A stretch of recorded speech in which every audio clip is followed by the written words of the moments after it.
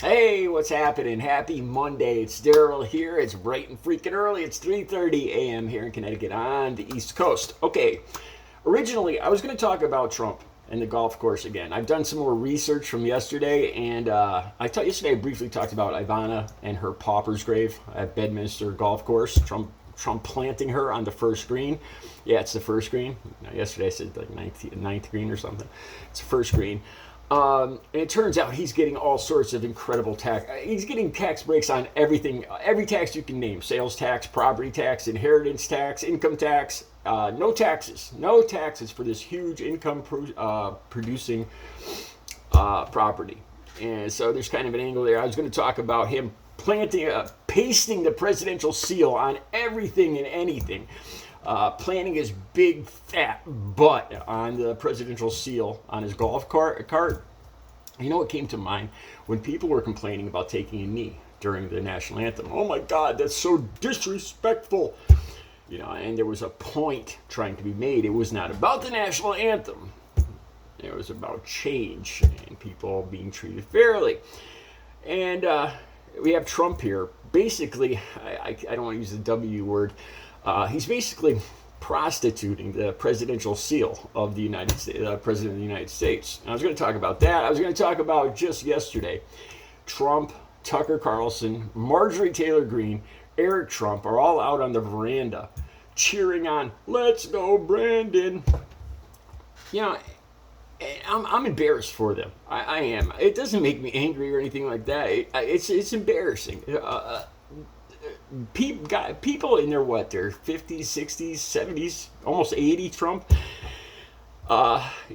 this juvenile thing, I'm cursing at the president, but I'm not actually saying the curse word, and it's embarrassing for me to watch it. It really is. And I was going to talk about that today, but I'm not going to talk about it. Okay, I'm going to talk instead about how I had to make a tough decision. This Friday will be a year since I lost my ex-girlfriend, Audrey, to COVID. She died on August 5th of 2021. It's been almost a year. As I told you guys, I just went to my local beach, Misquamicut, which is, me and Audrey would go there all the time. It was our spot. And it was tough for me going there. I've been dreaming about her every night. With the anniversary coming up, going to Misquamicut for the first time, I remember we drove by the hotel, me and my sister family drove by the hotel Saturday, and I couldn't breathe, man. I just found I was holding my breath as I was driving by, looking at the rooms that we stayed in, and it's tough. It's never, I realize it's never going to go away. It left a big hole in my life. All right, so recently I've had people, it's coming up on a year, and guys in particular have asked me, well, did you start dating again? Have you dated yet?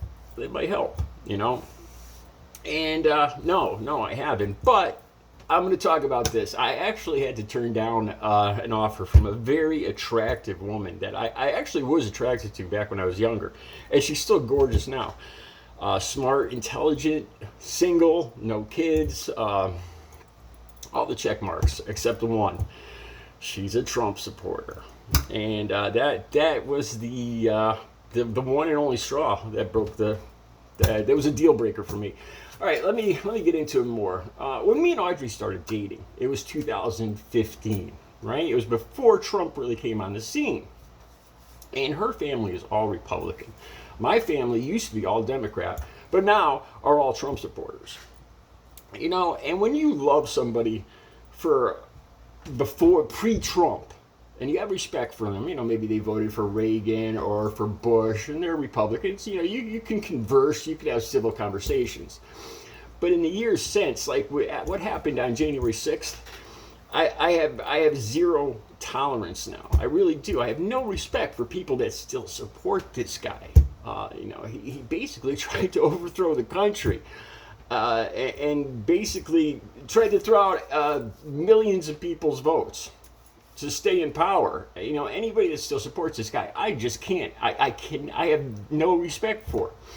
So when me and Audrey first started dating, the election was just coming up, and both of us were kind of we didn't want to say where we stood. She kind of stood with Trump, and I kind of stood with Hillary. And the more we dated and the closer we got, we started living together, the more honest we got, and there were arguments. There were we'll call them conversations. We'll call them debates. I remember her doing her hair in the morning, going to work, and me working out, and we're in one room and another room, and we're debating. One of the key ones was Kyle Kaepernick. To me, he's an American hero. To her, he's an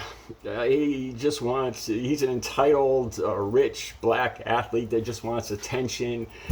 And we argued about this a lot. And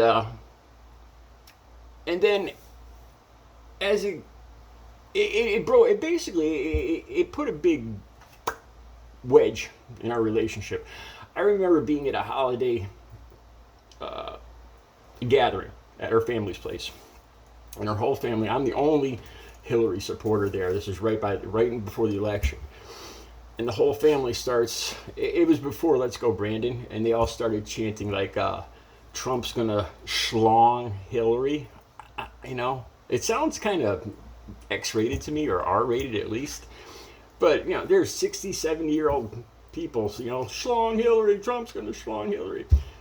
And they're all looking at me, and it was a sucky experience for me. I felt like an outcast. I didn't like it. And then when it got to the point with the pandemic, and then Audrey, the way I see it, I don't talk about this, and she's gone, and that's that. But in the back of my head, I look at it as her beliefs killing her. At first, when Trump was president, she was all about the cure that he was looking for. And then after, she was one of those people that were talking about the vaccination and the whole thing from China and the China virus and all this stuff. And I'll just say her, she refused to get vaccinated.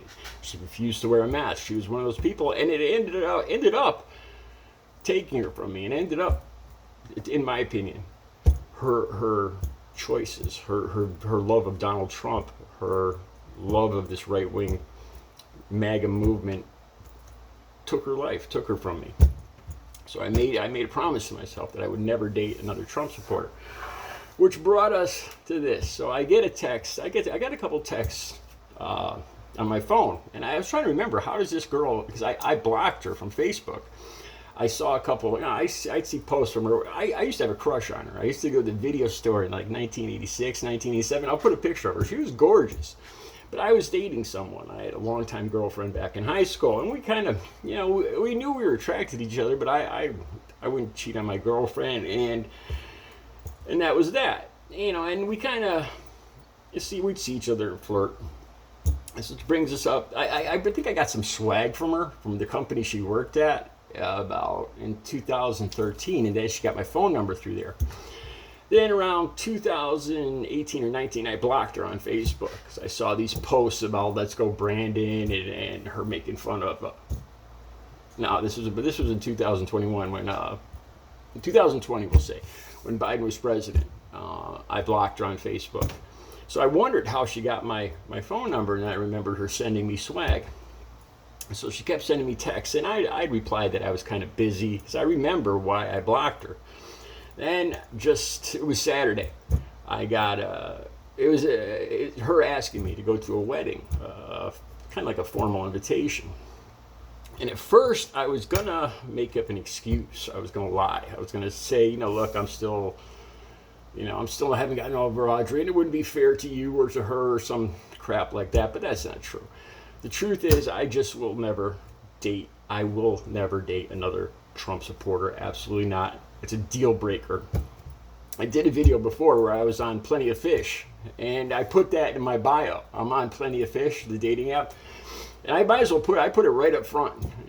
I am not a Trump supporter, and I got some wise ass comments from Trump supporters, and I just block them.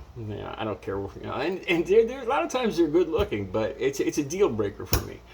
So anyway, it's unfortunate, but I had to tell her that I think we have too many differences, and to be honest with you, I just don't think there'd be any point in it. You know, and honestly, I feel bad this morning. I really do. I don't, I don't like doing that. It was tough being honest, but it was the only thing I could do. So I think it's the last I'm ever going to hear from her again. Being a Trump supporter is a deal breaker. I will never date another Trump supporter till the day I die. That's a fact. You guys can quote me on that. All right, I'll be back later with another video. Have a good Monday.